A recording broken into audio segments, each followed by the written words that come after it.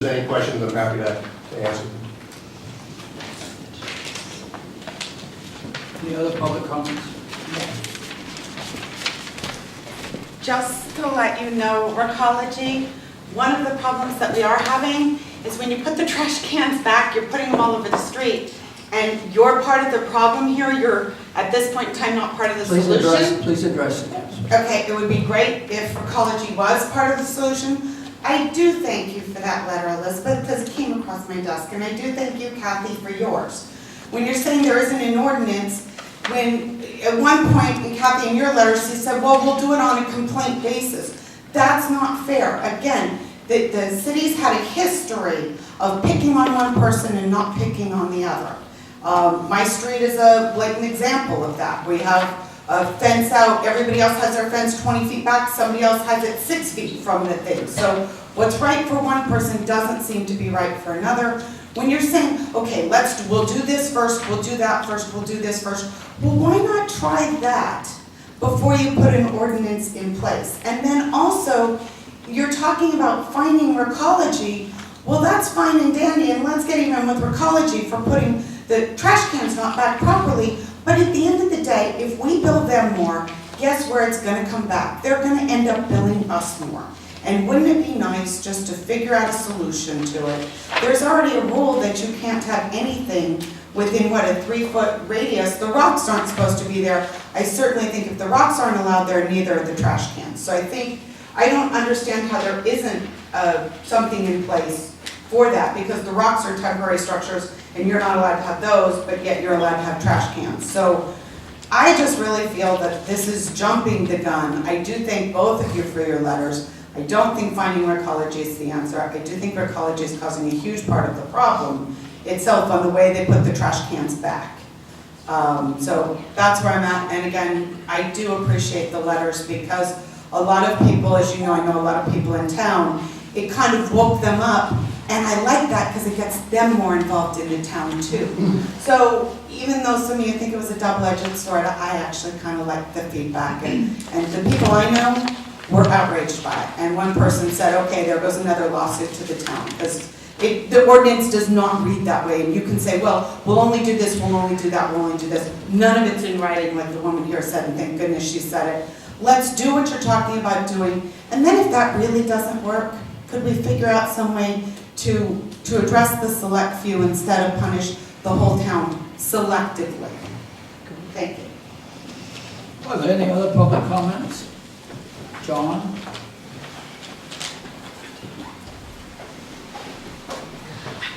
Yes, John Buckeye, Selby Lane. I have a neighbor who leaves the trash cans out, and while I think that an ordinance that says one thing but supposed to be interpreted differently is a poor idea, I think the outcome could be accomplished simply by building in a certain number of grace tickets into the ordinance that says if someone leaves it out 3 times, after that they begin to get fined. And that would cover vacations for people who have some sort of emergency. But at least that way you're not having subjective enforcement of an ordinance, but rather just a very clear ordinance that says this is what it is. I think clearly there should be a mechanism that people refuse to take their garbage cans in. Here's some sort of recourse for them.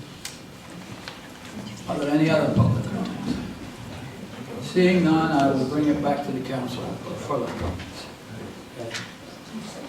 Well, despite what many of you have said, I don't think that this is the issue that you think it is, because I don't think you've really been listening. I think the outrage is misplaced.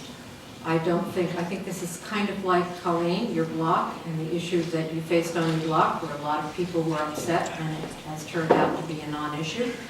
I think with regard to the education, there was a lot of education. If you went to the Recology meetings, a lot of these issues were discussed. For example, the setback, and if you were unable, you had some infirmity and you could not pick up move your garbage to the street, Recology would come and get it and you wouldn't have a fine.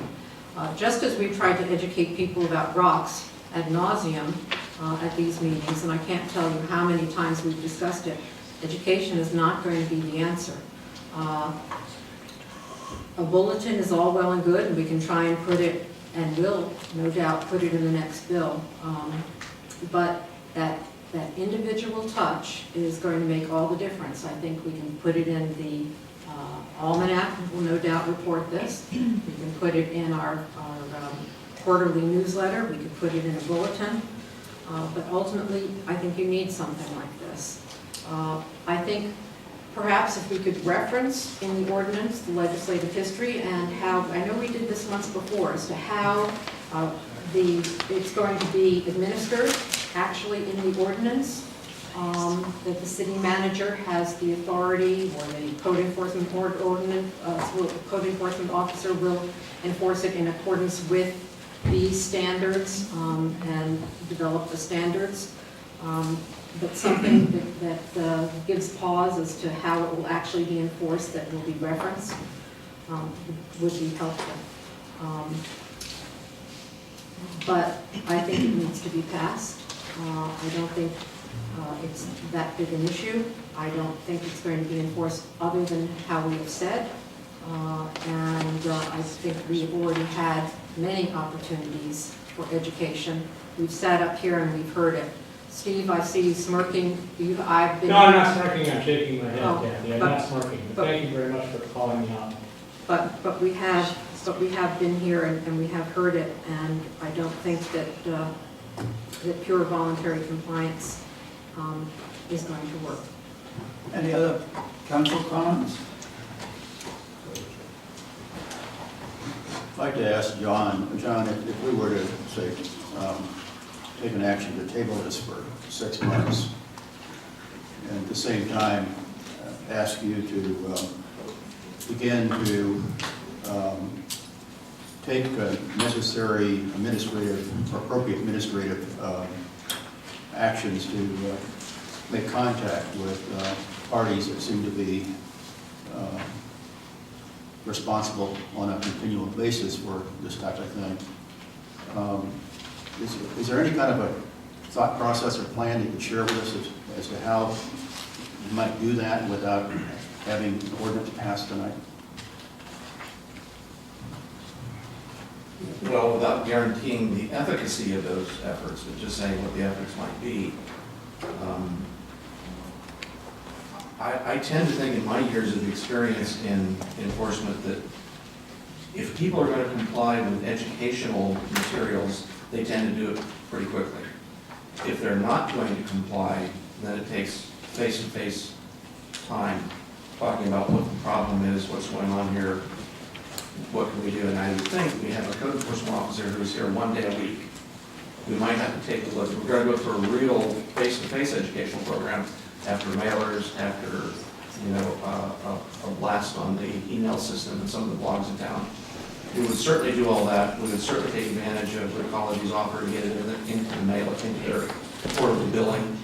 But I think after that, like the individual and close to you that's not in compliance, it's going to take a personal visit and find out what the issue is. Wouldn't there be some value in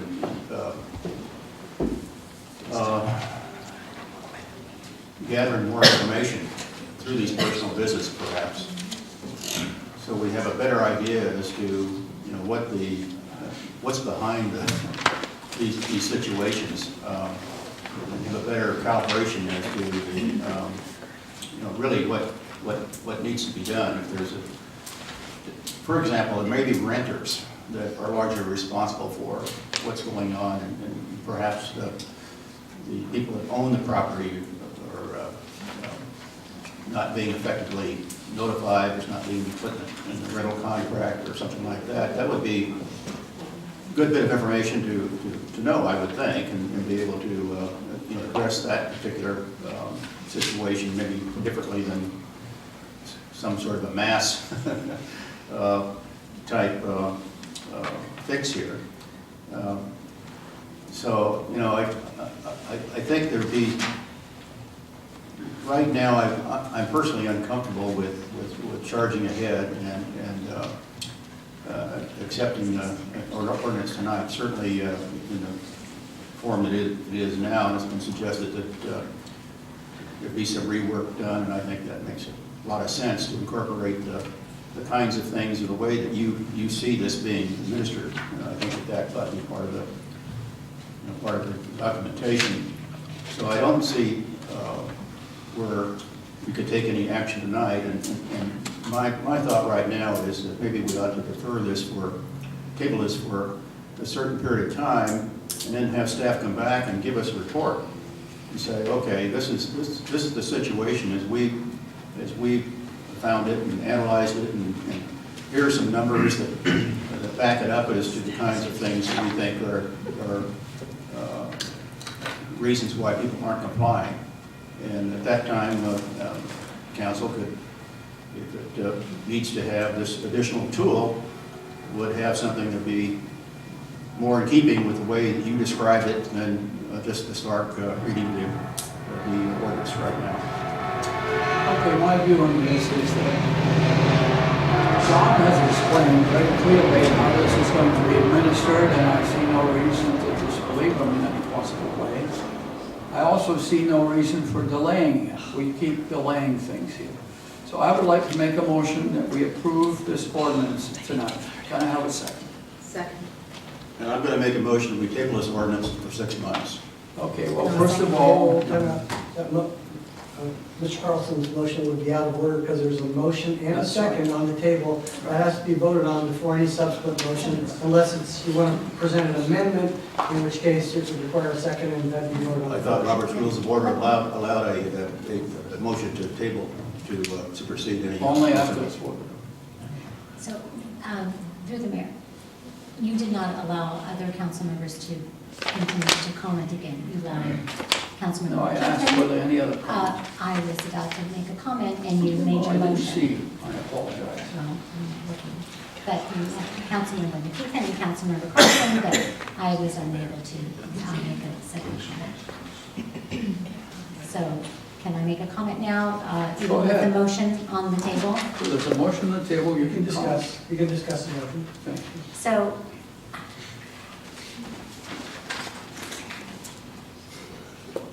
the way the city manager has described how he's going to administer this ordinance is fine.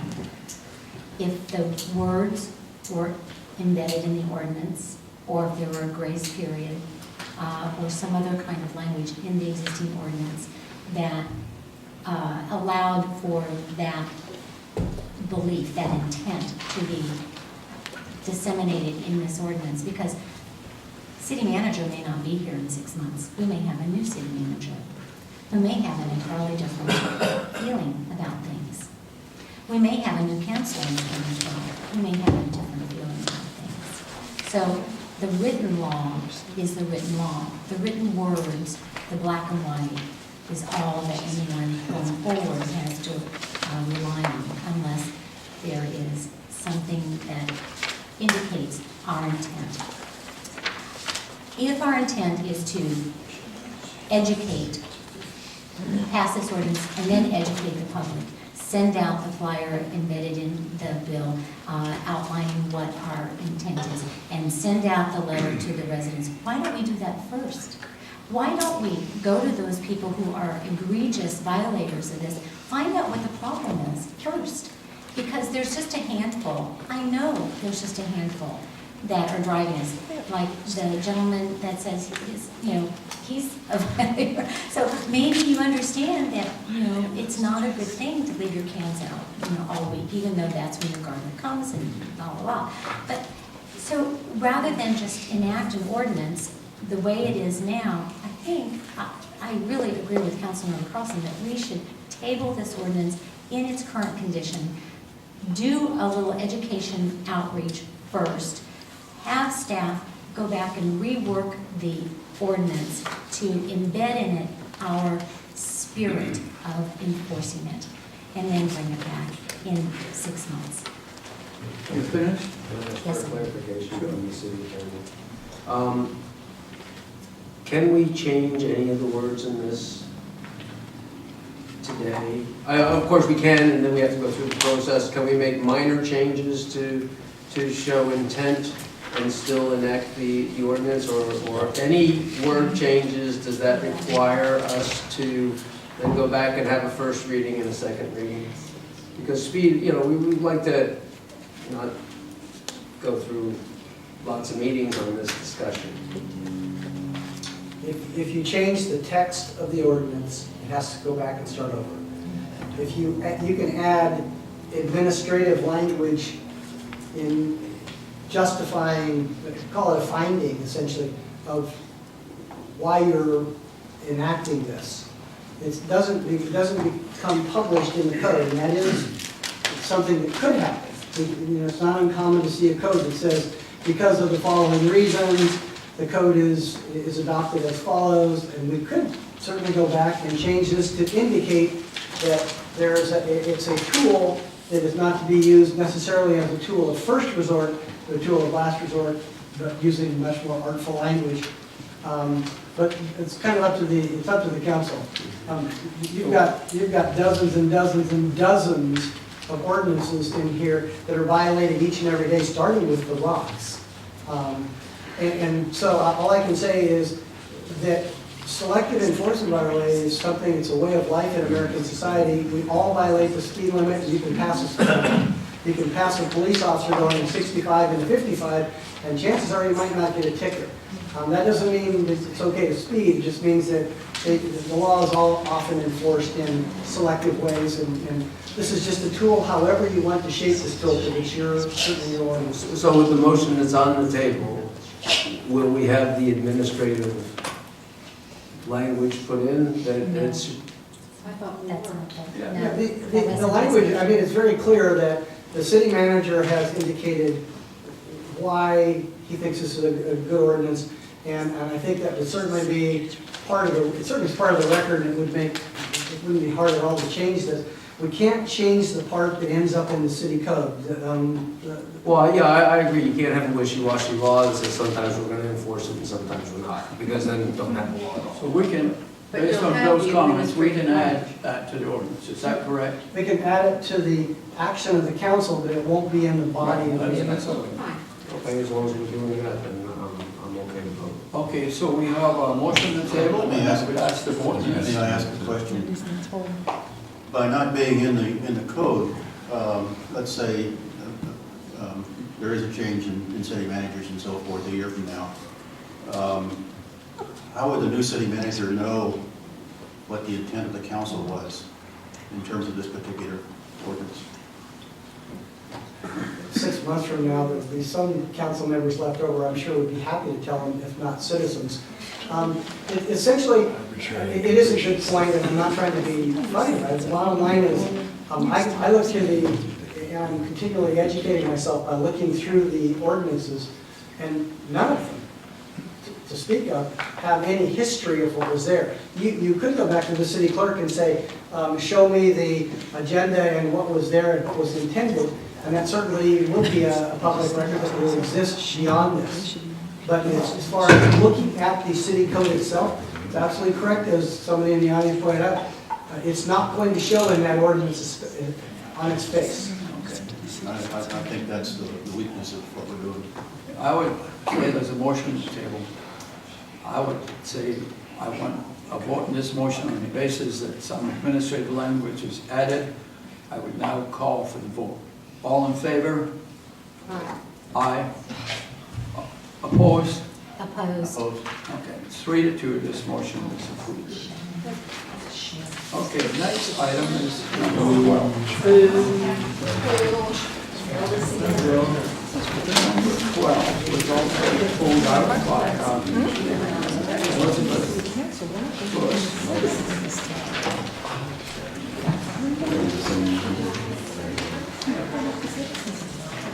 Elizabeth, one comment, one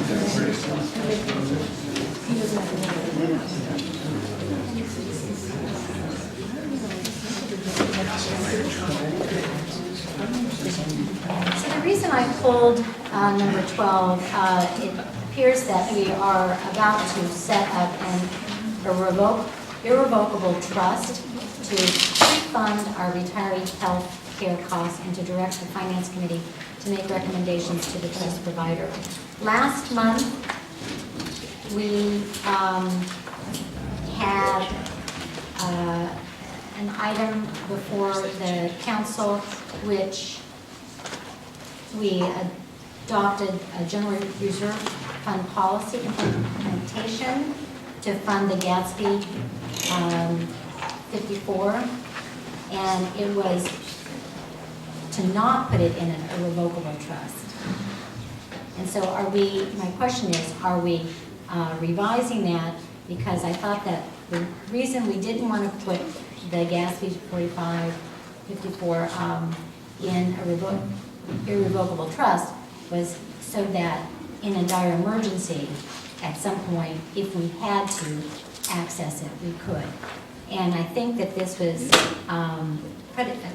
pushed by us being cited by the San Mateo County Grand Jury, who couldn't understand the fact that our audited financial statements showed a number that was different from the amount that we'd actually funded. So this question is to the finance director. To answer Councilmember Lewis' question, the Gatsby 54 that the council adopted last month is related to the general fund, but the $1.2 million that this report is asking the council to make a decision is actually already set aside in the internal service fund. So it's not part of that reserve that the staff report showed last month. This is money that actually has set aside and is no longer in the general fund reserve. So if we put that now in an irrevocable trust, that's gone forever. And so we're going to have a new actuarial study in 2012 to evaluate what our actual pension funds obligations are. Is that right? What we're going to do is, if the council decides tonight to put it into a 115 trust, we're going to do a second actuarial study on our retiree healthcare costs. And depending on the organization, if there's any change or reduction to our future unfunded liability, the actuary will look at our planned asset. If the money is already put into a trust, they will look at our planned asset and look at our unfunded liability that's being accrued all the way to the end, and then come up with how much more we need to fund each year in order to fully fund the unfunded liability. And it's projected that we need to pre-fund on an annual basis, what, 600,000, 800,000? Is at about 800 and is growing at 8% a year. And this is based on a former actuarial study that was done about 2 years ago. But as our employee headcount shrink, it will reduce the liability. And may I add, Louise, I think Councilmember Lewis also asked, in the event of fiscal emergency, could you, and the council wanted some of that money back, could they? No, because once it's in an irrevocable trust, you can only terminate the trust when you meet your obligation.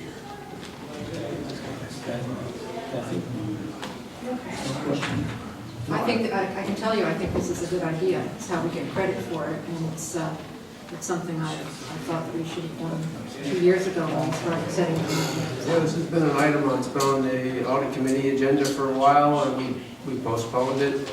And then each year, the assessment changes because we've not made it irrevocable. So it's time that we do that, and we can't keep saying, well, we might need to pull it back, because it's a liability, and we can't shoulder future councils with having either the right to pull it back and then having to pay even more. So it's time for us to pay the piper, so to speak.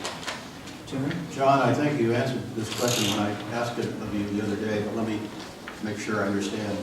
The amount of money that we're talking about here is associated with already retired employees?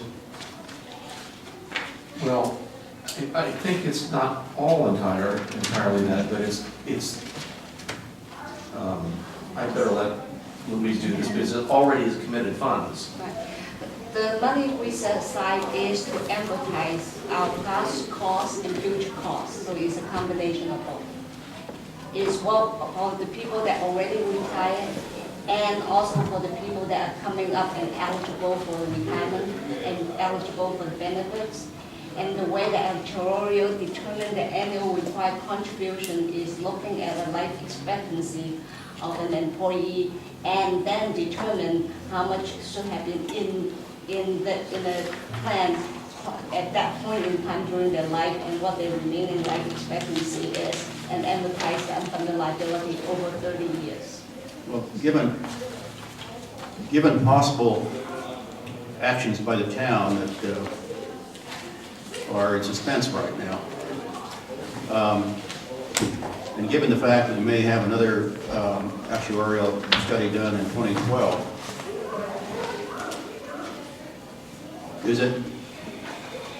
would there be the prospect that by taking this action that we end up with actually funding a surplus and having more money than we really owed from looking at the future impact on the town fund?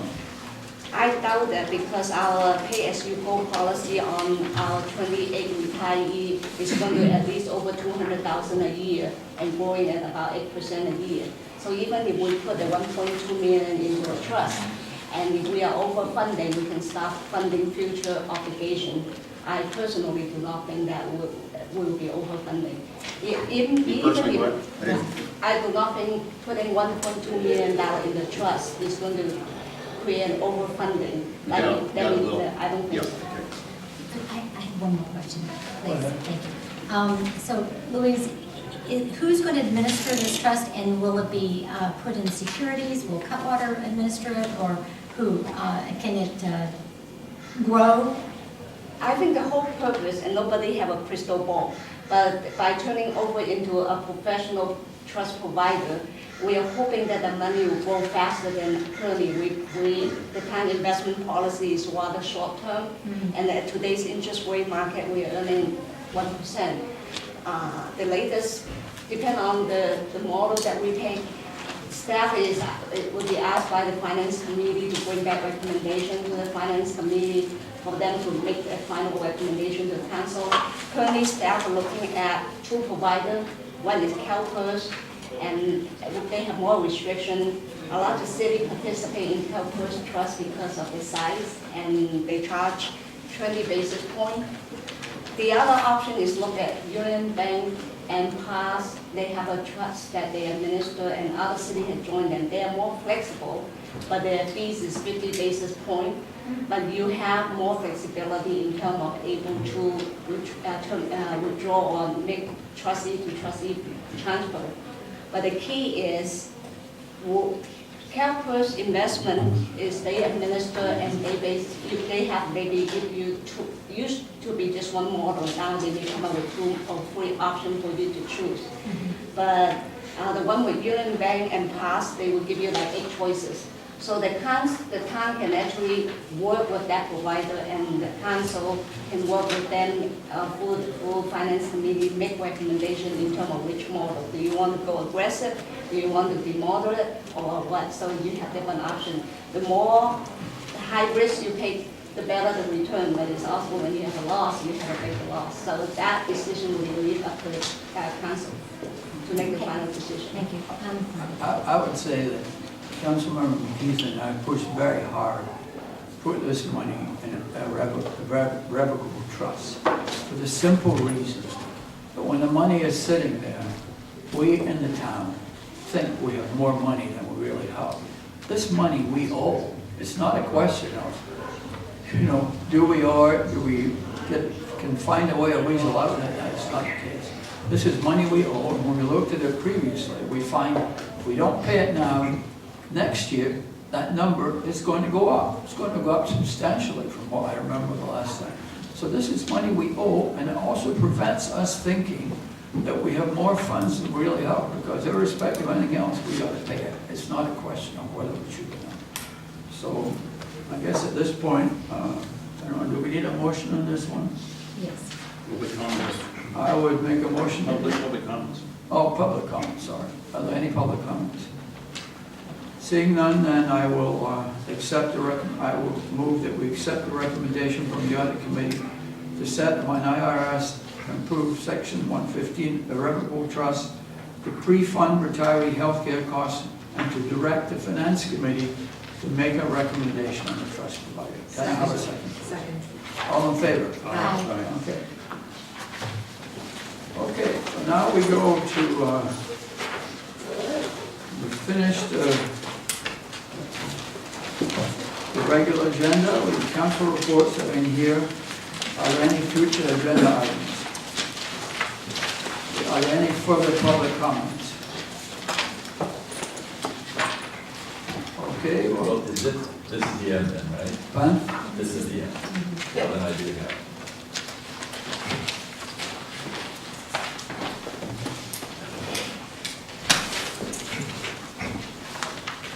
I'd like to hand each of you one of the summaries here.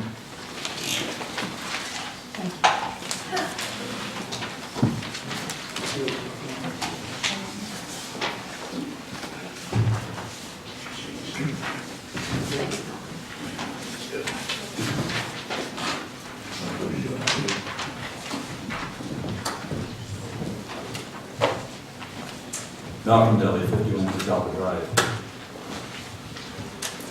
Last month, I came before you asking that you do a survey of the community and what I think is probably the most important issue that this town faces, and that's how we deal with people that serve us and serve us well over the years.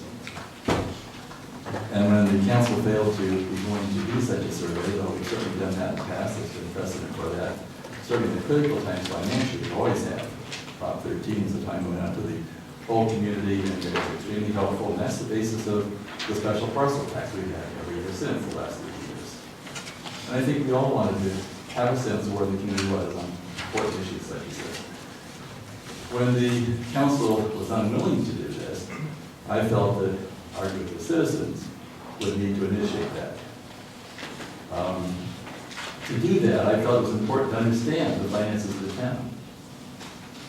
And I will say that I look back at all the statements and budgets we have, which are about this high.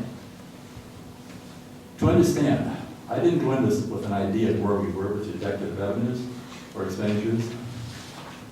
But what I found was, when you look at revenues, in spite of what everybody thinks, they think because the real estate values are down, that our secured property tax revenues are down. They're not. They've been up 3% a year for the past 4 years at federal time. So revenues have been up. Then I looked at the operating expenditures. Those actually increased at 1% a year. Revenues up 3 times what that is. I also found other things when we looked at individual departments. I looked at building, which we know we typically try to set revenues at a level that cover the expenditures.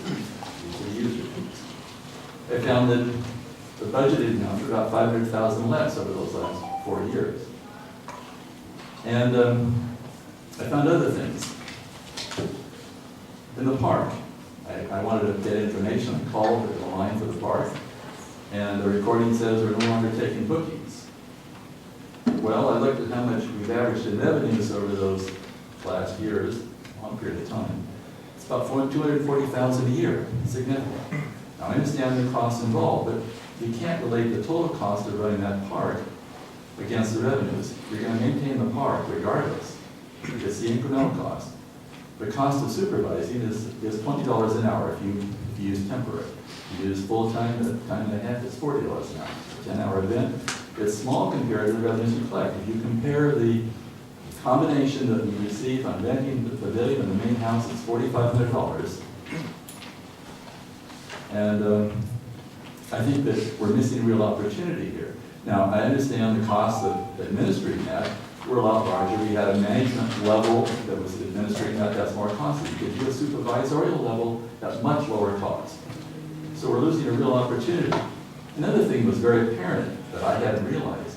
We're collecting $77,000 a year on rental from the Play School, which is the Arts Center. That money really should have been going to the arts group, because it is money that was built to build that arts center with redeployed evidence homes and the proceeds of our home. So what we're doing is a lot of things that become very apparent when you look at this. And I wanted to hand this to you. I did attempt to speak to the city manager, as he knows, several times. We are over your time, so I appreciate it if you could make your final comments first. So my final comment is this. It appears, when we look at this, if you look at a deficit of $856,000, the reality is the concessions made by the union are offered was $300,000 of that. And then we look at the revenues we're getting from the building department, $400,000 more. That brings you up to $700,000, and frankly, the additional rentals, the $150 from rentals, would cover your deficit without having to fire our people. And I would hope you would consider that and treat our people with the kind of respect I think you do. And consider again doing a survey, because I think it's important, valuable to you. And I give you this because I think it's important to realize that in reality, this community is not in crisis. Perception was that it is, it's not. And under those circumstances, I hope you will reconsider it. I hope you will seek the input from the community. And I think many of us are willing to try to work to make all this a better community. Thank you. Are there any other public comments? Seeing none, I will entertain a motion to adjourn. All in favor?